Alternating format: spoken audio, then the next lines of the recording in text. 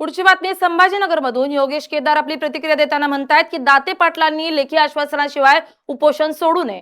बावनकुळेंची दाते पाटलांच्या मागण्यांवर सकारात्मक भूमिका आहे। मराठा समाजाला ओबीसी आरक्षण देण्याची मागणी कायम आहे। जरांगेंनी मराठा आरक्षणावर स्पष्ट भूमिका घ्यावी असं योगेश केदार म्हणतायत।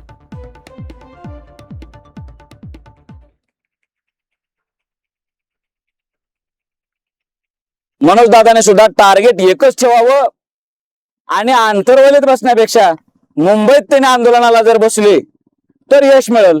आता तिथल्या परवानगीच्या ऐवजी इथं त्यांनी आमरण उपोषण करण्यापेक्षा माझं एक त्यांना विनंती आहे की आपण इथून टप्पा दर टप्पा मजल दर मजल करत मुंबईकडे वाटचाल सुरू करू।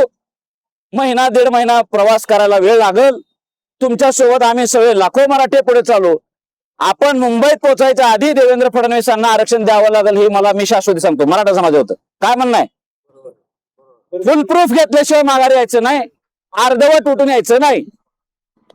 मनोज जरांगे 2 सप्टेंबर पासून सातत्याने सांगताय की मराठवाड्यामध्ये हैदराबाद गॅजेट लागू झालं तर सगळं मराठा कुणबी प्रमाणपत्र पात्र आहे, तर हैदराबाद गॅजेट लागू झालेलं आहे का?